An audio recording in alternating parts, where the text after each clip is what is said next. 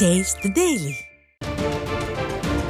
சென்னை மாவட்ட ஆட்சியர் அலுவலகத்தில் தேர்தல் வாக்குறுதியை நிறைவேற்றக் கோரி 22வது நாளாக போராட்டத்தில் ஈடுபட்ட இடைநிலை ஆசிரியர்கள் கைது செய்யப்பட்டுள்ளனர். கூடுதல் விவரங்களை தலைமை செய்தியாளர் ஜெயக்குமார் வழங்க கேட்கலாம். வணக்கம் ஜெயக்குமார், கூடுதல் தகவல்களை சொல்லுங்க. வணக்கம் ஐயப்பன். திமுக ஆட்சிக்கு வந்தால் அதாவது இடைநிலை ஆசிரியர்களுக்கு சம வேலை சம ஊதியம் வழங்கப்படும் என்று தேர்தல் வாக்குறுதி எண்ணாக 311 அளித்தார் இன்றைய முதலமைச்சர்.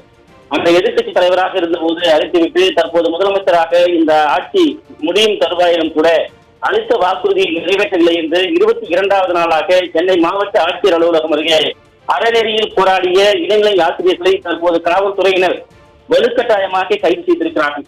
ஆசிரியர்கள் சிலர் தங்கள் குடும்பத்தோடு குழந்தைகளோடு இந்த போராட்ட களத்தில் நின்று கொண்டிருக்கிறார்கள்.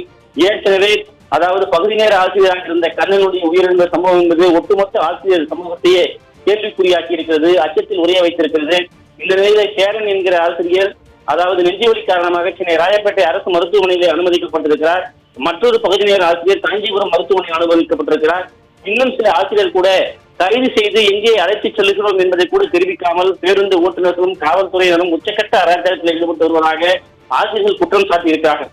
பொங்கல் பண்டிகை என்று கூட பார்க்காமல் வீதியில இறங்கி போராட வேண்டிய சூழ்நிலைக்கு இந்த அரசாங்கம் எங்களை தள்ளி இருக்கிறது. நீங்கள் அளித்த வாக்குறுதியைத்தானே நாங்கள் கேட்டுக் கொண்டிருக்கிறோம். 311 என்பது இடைநிலை ஆசிரியர்களுக்கு சம வேலை சம ஊதியம் என்கிற வாக்குறுதி தானே. ஒரு குறிப்பிட்ட ஆசிரியர்கள் குறிப்பிட்ட தேதிக்கு முன்பாக பணிக்கு சேர்ந்தார்கள் என்பதற்காக முழு ஊதியத்தை அவர்களுக்கு அளித்துவிட்டு பின்பு சேர்ந்த எங்களுக்கு சிறிது காலத்துக்கு உடனடியாக பணியில் சேர்ந்த எங்களுக்கு இது போன்ற ஒரு பாகுபாடு ஏற்படுத்தி இருக்கக்கூடிய ஒரு ஆட்சியினுடைய அகலமாக இருக்கிறது. இதுதான் சமூக நீதியை பேணிக்காக்கக்கூடிய லட்சணமா என்று அவர்கள் ஆதங்கத்தோடு முழக்கங்களை முன்வைத்து வருகிறார்கள். மிகப்பெரிய அளவில் சென்னை மாவட்ட ஆட்சியர் அலுவலகம் அருகே 22வது நாளாக ஒன்று கூடி இன்றைக்கு மாற்றுப் பொங்கல் தினத்தன்று போராடிய ஆசிரியர்களை குறிப்பாக காவல்துறையினர் வலுக்கட்டாயமாக கைது செய்து அழைத்துச் சென்றிருக்கிறார்கள். இதற்கு முன்பாக சென்னை நுங்கம்பாக்கம் டிடி அலுவலகம் அருகே போராடிய பகுதி நேர ஆசிரியர்கள் இதுபோன்று குடும்பத்தோடு அழைத்துச் சென்றிருக்கிறார்கள். நேற்றைய தினம் கைது செய்யப்பட்டு அழைத்து செல்லப்பட்டவர்களை எங்கே அழைத்துச் செல்கிறோம் என்றோ தெரிவிக்காமல் தொடர்ந்து 5 மணி நேரத்துக்கு மேலாக அவருடைய இயற்கை இடர்பாடுகளை கழிப்பதற்கு கூட பெண் ஆசிரியர்களை அனுமதிக்கவில்லை என்று வேதனையோடு பதிவு செய்திருந்தார்கள். அவர்களோடு காவல்துறை வாக்குவாதத்தில் ஈடுபடக்கூடிய அந்த காட்சிகளை எல்லாம் நாம் ஒளிபரப்பி இருந்தோம். மிகப்பெரிய அச்சுறுத்தலுக்கு ஆசிரியர் சமூகம் ஆளாகி இருக்கிறது.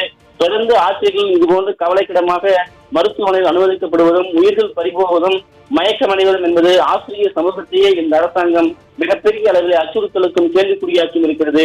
வீதியில இறங்கி போராடக்கூடிய நாங்கள் இதை அறவழியிலே போராடி கொண்டிருக்கிறோம். அடுத்த கட்டமாக 2026 இந்த அரசுக்கு நாங்கள் தக்க பாடத்தை புகட்டுவோம் என்றும் ஆசிரியர்கள் எச்சரித்திருப்பது குறிப்பிடத்தக்கது. ஐயப்பன், கூடுதல் விவரங்களை வழங்கியதற்கு நன்றி ஜெயக்குமார்.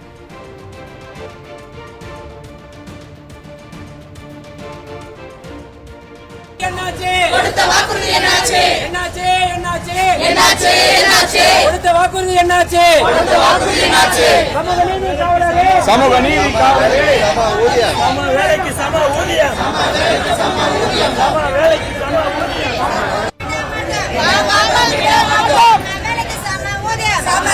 சம ஊதியம்.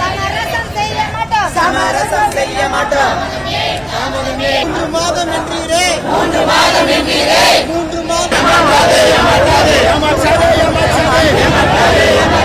இடைநிலை ஆசிரியர்களை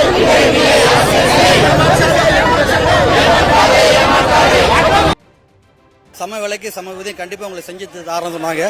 எதிர்கட்சி தலைவராக இருக்கும்போது எங்களை கையை பிடிச்சுக்கிட்டு உங்களுக்கு கண்டிப்பா எங்க ஆட்சி வந்தவொடனே இந்த ஆட்சியில கண்டிப்பா நிறைவேற்றும் சொன்னாங்க. இப்போ ஆட்சிக்கு வந்து 4.5 வருடங்கள் ஆயிடுச்சு. 4.5 வருடங்கள் ஆயுமே இன்னும் எங்களோட கோரிக்கைக்கு வந்து செய்தி சாய்க்காம இருக்காங்க. நாங்களும் தொடர்ந்து 22 நாட்களா போராடி கொண்டு இருக்கிறோம். எங்களோட குழந்தைகள் பசியோட பட்னியோட கண்ணீரோட வேதனையோட இங்க போராட்ட களத்தில் நின்றுகிட்டு இருக்கோம். இன்னும் எங்களோட தமிழக முதல்வர் வந்து இன்னும் எங்களை அழைத்து பேச